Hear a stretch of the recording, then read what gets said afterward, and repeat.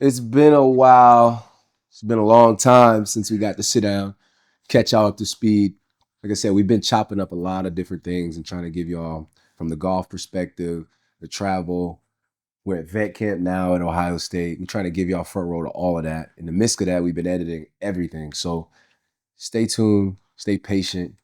And it's good to be back with y'all, man. All our backyard followers and fans that really tune into these episodes and sit back and put it on the TV and turn it all the way up and really enjoy, what our episodes have to offer. I think that's the coolest thing when people send like they're tuned in and it's like a screenshot on the TV, because like things like that, it's just like I do that for other people. Yeah. And then like seeing people put that up there, it's like, oh wow. Like, knowing we are their people to like their entertainment, get in that mode. Sick. But you said we're at vet camp, and like right now the finals are going on, and that's only like 2 teams. And so like that's one thing that I found cool, it being able to see the summer workouts and stuff, is like what players do. So it's speaking to me as if I wouldn't know, like what is going on for you as a basketball player like right now. Yeah. Where are you at in the summer, like with your training and all that? So from training mode, we're in this foundation stage where Bill Burgo's got us doing the track. He's got us doing weights, and obviously cardio with no track is something that we're really focusing on, trying to, get on the treadmill, bike, things like that, just to get that foundation going as far as movement and motion and recovery at a high intensity level. So for me, just trying to keep basketball incorporated into my summer routine, summer training. And vet camp is a perfect time. We're in Ohio State right now. All the vets came out. A few guys weren't there, but a lot of guys came out, show face. The support for Coach Diebler and his coaching staff is real. A lot of our guys really come back to support him because we knew how hard he supported us. Blood, sweat, tears for this organization. So we try to give it back as much as we can. Right now, I mentioned vet camp, but before that was foundation. That all ties into the same thing. I get to go play against some young, hungry college talent that allows me to kind of be on my toes. We're in go, go, go. That organized chaos in the college environment is something that the NBA gets away from. But you think of the games now, when you watch the finals, a lot of those games are organized chaos. Teams are running around, scrambling. You beat this guy, he helps you. You block it off the back of the rim, in transition. You think you got a layup, then it gets blocked again. It's this hard intensity that's being displayed, and I got another feel of that while I'm here, like I said, for vet camp. So it's pretty cool. Yeah, it's what, off-season 10, I guess. Yeah. Going into year 11. Yeah. And you've been able to have different off seasons to do different things. So like I remember a few years ago, you were coming off like the Western Conference Finals, and then like this year it's like you got shut down, I think like a week or two before the season even ended. So like what's the difference between like where you're at in summer playing all the way up into like the Western Conference Finals, and then summer like this where it's like summer started early? I mean, I can't imagine for the guys playing right now. Y'all got to think of this, like all those dudes that make it to the playoffs and the finals late, they don't get any breaks. They don't get any summers. They don't get any time to just like get away from basketball before they gotta up and do it again and play 50 plus games on TV the next year. So for me, trying to manage myself, like you said, this is going into year 11. So me managing myself is just a little different. You may not think you're getting older, but you're not getting younger. So putting that in perspective into my regiment, the guys are still playing. So I want to keep my body like in a place to where if I was playing right now, I'd still be, willing and able to sustain that. My body would be willing and able. But also right now I'm building that callus around my body to where it's durable when the season starts. When the season starts, I'm off to the jump right away. I had this longer time to rest and get my body and my mind back to reset. So I always look at this as a great time to take advantage of that. Yeah. Yo, it's D'Angelo Russell. There's a reason the best players always show up when it matters. Just like there's a reason Morgan & Morgan is America's largest injury law firm. They've recovered over $25 billion for their clients. And when you hire Morgan & Morgan, it's like having an army on your side. If you're injured, you can check them out on forthepeople.com/backyard or dial #law/#529. Father's Day's coming up. Don't get your dad some random gift he's never gonna use. Manscaped has this new electric shaver called the Chairman Pro. It's got 2 different blade heads, so whether he wants a clean shave or just a clean up and edge shave, it handles both. It's waterproof, the battery lasts forever, and it even has a lot of screen that tells you how much charge is left. Super easy to use. If you wanna hook your dad up, go to manscaped.com and use the code BACKYARD for 15% off. All right, fellas, I need you to stop what you're doing and go download Prize Picks if you haven't already. Because once you download Prize Picks and use code BACKYARD, you get $50 on us once you place the first $5 lineup. And in that lineup, the reason I love it so much, because all you have to do is place more or less on whatever player you want to rock with that night. And you can do it for as many players or as little players as you like. And it doesn't matter if I'm watching basketball, hockey, golf, baseball, esports, doesn't matter. I can put them all in my lineup. The reason I like firing on Prize Picks so much during the summer is because I travel all the time, and Prize Picks is available in more than 28 states, including California, which I love summers in California. So I can fire on Prize Picks with all my friends and sweat out the games with them. And it doesn't matter what we're watching, we always get to enjoy the game a little bit more. And lastly, fellas, there's also a special going on during basketball playoffs. Every time you do a $5 3-pick basketball flex play during the playoffs, you automatically get entered in the Prize Picks sweepstakes for courtside tickets to the finals. So download the app today and use code BACKYARD to get $50 instantly after you play the first $5 lineup. That's code BACKYARD to get $50 instantly after you play the first $5 lineup. Prize Picks, run your game. Let's get back into the video. This show is sponsored by BetterHelp. You know there's a real stigma when it comes to men's mental health. A lot of us feel pressure to provide, to perform, to keep it all together. And we don't talk about what we're going through, but the truth is, it's okay to struggle. It takes strength to open up and work through what's on your mind. Even if you've never been to therapy, just knowing there's a space to talk about things to make a huge difference. BetterHelp is a great option because you can do it on your own time from wherever you're at. BetterHelp is the world's largest online therapy platform with over 35,000 licensed therapists and more than 5 million people helped worldwide. You can join from your phone, your tablet, wherever it works for you. And if you don't vibe with your therapist, you can switch anytime. Our listeners get 10% off their first month at betterhelp.com/backyard. That's betterhelp.com/backyard.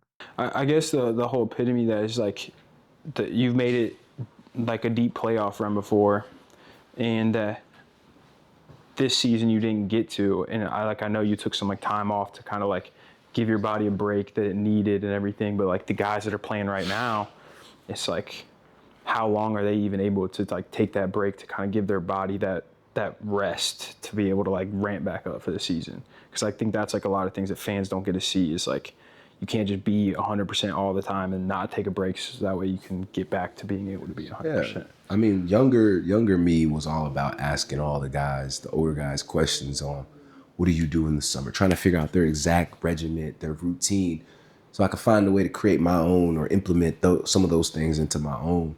But when you think about the disadvantage it gives you when you don't have a routine, like a lot of guys in the league, including myself when I was younger, I didn't have a routine. I just kind of train. And by the time the season came, I was just like, dude, I need a break. And it's like the season just started. So trying to avoid that mentality before the season starts. You want to be in a position where it's like, I feel fresh, my body feels fresh, but I know I've been working. So it's not like I just haven't been doing anything. I remember back then, like AAU coaches would say, get off your feet. And it's like, get off your feet mean do nothing. But really like active recovery, active rest is like the best rest. Yeah. Before we move on, I have to, you saying that, my first mind went to Golfing? No, it went to, there's this viral video that goes viral for the past like 3 or 4 years, and it's of the Suns when they went on like their run. And they were lifting after the game, and everyone like was like flaming them for it, and like then like they lost, and then people like flamed them for it even more. It's like, what happened to this, blah blah. And I think that's like one thing like people like us that are just normal folks, like they don't realize like after you guys play, you guys' strength and conditioning has you guys doing this like active recovery to get you able to go play again. For sure. Versus like us, like we'll go to the gym and we'll do legs and kill ourselves, and then like 2 days later we can't walk. And it's like, you guys, that's what you guys are doing to prevent those sorenesses to happen.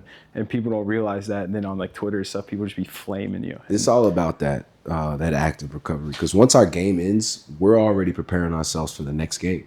Yeah. We're already trying to prepare mentally and physically on how can my body be at its best place for this next game, because this next game might go in overtime, and I want to have the capacity to deal with that. I remember when I was probably 2 years into the league, I heard Dennis Rodman say the secret to like back-to-backs are running after the first game.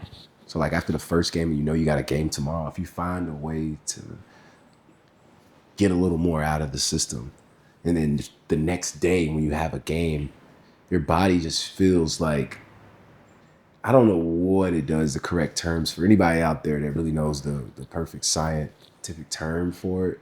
Your body like finds a way to reset and recover faster, even though you're doing a little more activity than you probably feel like you should be doing. Once I heard him say that, then I tried it. It just kept me over the loop when I was preparing for back-to-backs versus when I was a young player trying to prepare for back-to-backs. I didn't even know what the preparation was. After the first game, I'm cooked. And then when the next game starts, I don't have no legs. I'm literally like, count me out. Like, I shouldn't even play tonight. Like, I just didn't know how to physically get right for that. So that educational piece is huge. Hopefully y'all chop that up, and ESPN and all those people, use that clip. All right, this part of the podcast is brought to you by Prize Picks. Download Prize Picks right now, use code BACKYARD, and you get $50 on us when you place your first $5 lineup. But we spoke a little bit about the playoffs going on right now, and right now, Game 5 just happened. The Pacers are down 3-2. Oh, OKC put. They I won thought the Pacers gonna win last night. Every time they hang around, I'm like, they're gonna win. That's exactly what their whole playoff series or playoff run has been. Is like, you can't just get rid of them. Yeah, shout out both teams. Y'all putting on a show. You go ahead. What were you gonna say? I was just gonna say it's 3-2 right now. So the next game's back in Indiana in a couple days, and it's like win or go home now for Indiana. But for like OKC, it's like you're right there. So I guess just like where you as a basketball player and as a basketball fan, like where do you see this series going? This is where I think coaching really matters, because the series is kind of like a toss-up.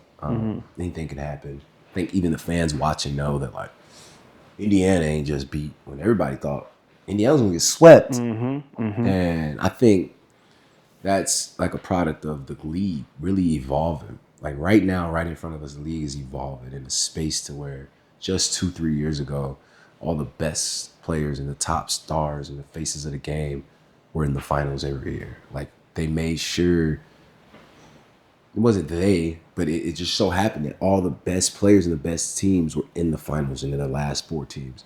Now when you look at the teams, like it's really showing that you need to prioritize your youth and your draft and in developing these players, because all those players like are a product of doing it the right way, developing them, meshing well, finding complementary pieces for your foundational pieces around the team. And you're letting this all develop, and you're just watering that plant every year. And that's just what we're seeing now. And I think the league has to take note on that and continue to develop players and continue to keep adding to what you already have versus make a trade here for this star and be crippled for 2 years after. It's just, I don't know if it's worth it. So yeah, I think everyone thought the Pacers were going into the series, like the Pacers were like the heavy underdog, because I think that like, yes, they have Tyrese Halliburton, yes, they have like Pascal Siakam, Miles Turner, like all these guys, but they didn't have the SGA, the Jalen Williams. But he's even on a great team. For sure, he is. But you just like look at the Pacers, and it's like, yes, you can. There's this whole argument going on. It's like, who's a superstar, who's not. But like, they didn't have that main showstopper that everyone tunes in, the MVP of the league, the top 5. Like, they didn't have that. So I think the Pacers are really showing what the league is going to, where it's like one night Obi Toppin might get the job. Shout out Obi. One night, like Drew might get Nace, like all these guys can get the job done for you as a collective. And we haven't seen that in the finals, I feel like, in a while. Like, Yeah. they don't have that one guy that's like showing up. It's like SGA is going to get you 30. Jalen Williams might come out and get you 40. Like, they don't have that. And it's just a collective group that's I'm doing all the actually looking things. for two things though when we watch the next game. I'm thinking of like, I hope Halliburton's healthy, right? But if he's not, it's the final. Like he's gonna play, right? Like got to. Got to Right? play, yeah. But if he can't, remember we would be like, Memphis is better without John Morant. Mm-hmm. OKC's better without Shea. Like when they would put on those displays throughout the season. Like what if Indiana beats them because of that change of scenery of no Halliburton? Not saying like we don't want him to play, but I'm saying that change could be what they need Yeah. to where I don't know if you start TJ McConnell or you go a complete different route where it's just like we're all on go, go, go, go. Even Mathurin, like start him and then you just like Nimhard make the play, get us past half court because they pressure us. Mm-hmm. Then it's like go, go, go, attack off closeouts all game. Because you don't know who that player is versus like Halliburton, he's anticipating the pass. He's anticipating a little sliver in the pick and roll just so he can make something happen. And it's like all these other dudes are like break down their defender, attack off. It's their game. So I don't know if the loss of him would. Yeah, it's interesting too because when Halliburton's playing, you could tell like how the Pacers want to get into their like offense or their flow in the half court is like a high pick and roll or a pick and roll where Halliburton's coming off, he's able to like make a read and go. He's manipulating it. But then like Mathurin, he's really the only Pacers. Yeah, like he's kind of like the guy on the team that's for me where I look at it. He's an ISO guy. Like he's the only guy on the team that's like you can get the rock, and if there is nothing, like he can make something. And I don't really see that. Like Halliburton's like not that guy. He's going to come off, facilitate, do all that. So like Mathurin just gives him a completely different look. Then you're right. Like TJ McConnell came in last night and killed. Yeah, I think he had 12 points in the third, and they said like that's the most he's ever had in a quarter ever. Like that was like, dude, he changed the whole game. The way he was getting to that fade, he's like he's getting to it. It lets you know like size in the league is still overrated because everybody's long, lanky, can do all these things, shoot, and jump, and go. But there's still room for some short dogs. Yeah. You know what I mean? So shout out to all my dogs out there. So going into next game, 3-2 OKC's up, and the Pacers at Indiana. Who you got? I mean, it all dictates if Halliburton's healthy, because obviously he didn't perform the way he wanted to perform last game and looked like he was really bothered. But if he's not, if he shakes back and he's good, I like it going down to the wire. I don't think I could say anybody's gonna win. Yeah, I just can't because I know anything can happen. I think Indiana. I'm thinking this and I'm hoping this, but I think Indiana wins Game 6, and be great for the NBA. Yeah, especially too with the NBA because there is no it's not that star-studded finals. But as a basketball fan, like the finals has not really disappointed at all. Like it's been like good basketball. Like granted, last night kind of got out of hand, but like it's been good basketball. Like we've had a buzzer beater win. Like it's been good basketball, but the viewership and everything's down. So I think that a Game 7 would be just good for the NBA. I gotta say this too. If Indiana wins Game 6 and then OKC goes back home for Game 7, and they win and Shea wins and wins MVP, Finals MVP and all that, like you really got to give him credit, man, because I feel like it sounded like I was hating on him a little bit when really I was just so in awe of what Jokic does that when you only have Shea to watch and you can't flip the channel and watch Jokic on the next channel or watch Wemby the next channel and you see all these other unicorns around the league, it kind of takes away from how good he is. So I want to put that out there. Like he's doing some special things, and it could be one of the most fairy tale runs ever. For sure. To where like you can predict what the best ending could be, and they found a way to go through all these bumps and bruises, and you look up, they have the best ending right there. For sure. It goes to Game 7. They beat all these teams to get there. And it's like Minnesota was a real grind out series that they had to win, and like I said, that prepared them for whatever came after that. And Shout out to Shea. Shout out to the MVP of our league, man. Well deserved.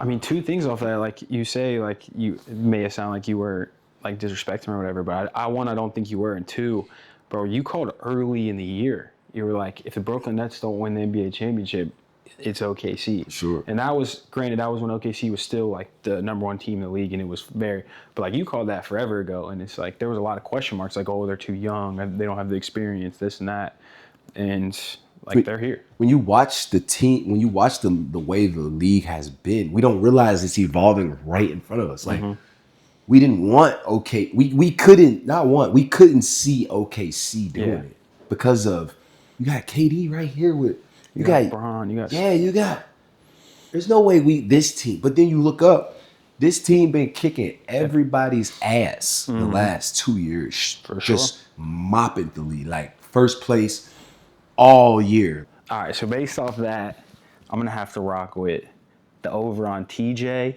the over on Naismith, and I feel like you just gotta rock the over with SGA. So that's who I'm riding my lineups for the next 2 games. It's definitely those guys. Like watch a game that's on TV, they beating teams by 30. And these are the TV games that we're watching. For sure. So you talk about viewership's down. Like I think every team should get TV games because Then you see it. yeah, like League Pass should slowly like fizzle out because TV deals is going to happen. And there's going to be more. They need to expand, like all this stuff that needs to happen, but it's only going to be for the better. And if you put more teams on TV, those markets are like going to grow. Yeah, like, they're no longer that small market team. Yeah, like they're going to grow. Makes sense. I think another thing, and Kev talked about this last night, and I think that it really is true. Like you look at like some like the guys in the league, it's like the Stephs, the U's, like the guys that can just rattle off, 15 points in like 2 minutes, and you're like, holy crap! Like Shea don't do that. Yeah, Shea is just like that ultimate consistent guy. He really is. Where it's like he's gonna get 8 this quarter, 9 this quarter. He might get 12 this quarter. He's gonna end up. It's like you look up, dude's got 32 points and he didn't hit 3 straight threes. He didn't come down to like his mid-range game. Finds his pockets. Finds his spots. And you said it best, like right after that, you're like, Shea doesn't do too much ever. Like he does what is needed to win. And that's like his role. And then he has all the guys around him that they do what they need to win. You know what's crazy is we got to bring up these clips. I remember when it might have been during COVID, when no fans were and it was my last game with the Timberwolves. And I think we played OKC back to back. Gotta find it. We played them back to back, so we stayed in OKC. There was no fans. I don't think Shea or Lou Dort was playing. And I remember, I think the first game they played and they beat us. Then the second game, those two didn't play. And I hit a buzzer beater off the glass, like at the top of the key. And I remember like looking at their bench, and I remember seeing Shea and Lou Dort like really like analyzing the situation. Like I came down, miscommunication, guy slips out, I pulled deep, I hit the 3 and it banked in, and I think we won. I don't remember. But then I look over at the bench and I'm like slick trying to like celebrate. But I can't help but notice them two like pointing like, yeah. And it was like this, I saw that and I remember it vividly. It's crazy. But like those growth moments to where you let these dudes develop, and you let these dudes bump their heads, and you let these dudes find a way out when there's no visual way out, it matters, bro. It molds them into what you're seeing now. Like Dort, bro, like to watch his game develop and be just like, he don't say nothing. Has he ever done an interview? Like I've never heard him talk. That's a good point. And they always do the ones with like all the team and he's stuff. Never. Yeah. That's a good point. To be the guy that just kind of does everything that you're not talking about, and then kind of be the guy that's just like float under the radar, don't need to play, don't need no attention. Then I got to go guard James Harden for, like, that's how you get paid, bro. Sure. Like, be in that spotlight, but you so loud. You're in the spotlight, but you're in the shadows, but you're so loud for the people that really know like what matters. So shout out to all the dogs out there once again. That was back too when like OKC wasn't OKC yet. It was just like they're still this project team where it's like, oh, they Everybody have was all beating these up on them a picks, little all bit. this, Yeah. like, oh, we got OKC this weekend, we're good. And then they like turned into this team that they are now. So it is a major shout out to them. But you didn't give me who you think is gonna win the finals. I'm gonna say I hope. I told you OKC. Okay, a while so back. you got OKC. I want the Pacers to win selfishly just as an Indiana guy, but I just don't see how OKC doesn't win, I guess, is where I'm at with it. Yeah. I think it's my money's with OKC, my heart's with the Pacers. This segment of the podcast is brought to you by Roe. It's Roe's spark plug of the NBA Finals. But with that being said, from like a spark of each team, like who is that guy? Like a rose spark? You like a Rose Sparks. But who is that guy for the Pacers that's like this, if this happens, like this spark for the Pacers and then this spark for OKC? I think if Mathurin, like, you can see he still has young moments to where, like, he might dribble in the crowd and then get back to it. Or, I don't know. I think he has to be that X factor to where he's, like, on some Jalen Williams shit. Where you got Halliburton and Shea trying to be the level of, rise the level. And then you got Jalen Williams just kind of stealing the show on some Scottie Pippen shit. I think Mathurin's got to get in that box. Beat that. He's got to get in that box. Whereas those three, and then it's like Mathurin because he's capable. Yeah. With OKC, I think, I mean, their team is so well put together that So like, solid. if one guy ain't doing it, you got Andrew, what's his name? Wiggins? Oh, yeah. I'm sorry. I don't know his first name. You got Wiggins coming in, and he's going to provide. You got Caruso still being a pest.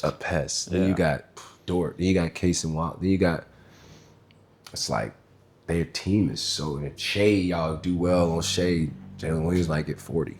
Yeah. And Chet, like, Miles Turner's just holding him down by himself. But say Miles Turner ain't holding him down. Like, Chet can go off at any point.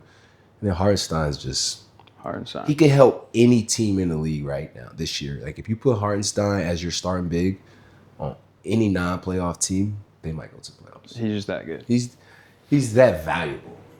Is it because he's just so versatile and he does all the right things? Defensively, he's super versatile. He's going to guard Jokic one night. He's going to guard Wemby the next. He's going to guard. Like, if you don't have an answer for those dudes, a lot of the times you don't really have a chance. Yeah. He's that guy. And he's also going to be the dude that's sprinting to a screen and then flipping it for Shea. And now the bigs are miscommunicating to the guard. Now Shea's getting down the lane. He does all these little things that, like, as a guard, you love it. As a coach, you love it. And playing next to him, you love it. Yeah. Like, I think for me with the Pacers, consistently in the finals, I think it's been Obi. And then I also think it really comes down to like Nembhard and Naismith, because Nembhard's been taking on the role against SGA, but down the stretch he had like a couple like crucial turnovers. It's like he really plays so solid normally that it's like that's not him. So I think it's fatigue. yeah, it's Nembhard for me on the Pacers, and then I think you got to have a guy like Naismith or a guy like Obi that really, I think they need a couple more sparks than what OKC does. I think with OKC, it just goes back down to like Lou Dort, because I feel like every time they've needed a big shot or a big three that's not from Jalen or not from SGA, Lou Dort's throwing up that teardrop from touches the top of the Coliseum and just hits the bottom of the net. So I think that's my spark for OKC is just Lou Dort, which is expected. I think it's going to be a battle. Like I said, to be in a position to where the league is evolving, and we're watching these two best teams, right, all over, just have so many guys that star in their role, and you put that together, the finished product in the finals. I think it's really cool to watch. All right, that is our Row spark plug of the NBA Finals. So head on over to row.co/backyard, and if prescribed, you get $15 off your first order of Row Sparks. We got camp coming up. We're at vet camp right now. We got the finals going on. We got some cool golf stuff coming up, basketball I'm stuff. so excited for this RV trip. Yeah, I am too. Bam, And especially for Eric crazy. too, because Eric's like, Shout out Eric he's like the 49. GOAT planner. Like if anyone ever needs any like a travel plan, like this guy is honestly the best ever. And granted, PGA was about to hire him. I think we did a good job. Like, Make, talking about. yeah, facts. But like I'm excited for all the stuff coming out. So make sure you guys stay tuned. And This yeah, is bro. great. This is great. Like I said, we got a bunch of stuff that we're working on. We're still building out our team too. Like we got editors, videographers, photographers, we got interns. Like we're really trying to build out our team and to where we can get all this stuff out to you guys sooner. Sure. So sorry for the delay in advance on anything. Finals is coming to an end. Basketball is the topic of discussion, but soon it won't be. And golf is going to be Yeah. the visual that y'all see. So we're excited to put that up for you guys. For sure. So appreciate y'all. Actually, speaking of that, we if you are a social media manager or a short form editor, feel free to hit my DMs anytime so we can talk. And that's what, at Link the World? At Link the World, yeah, on Instagram, Twitter, He whatever. deletes his app a lot of the I do. time. So if he gets But back to you late, I will get back to you. But yeah. All right. see y'all soon. Peace.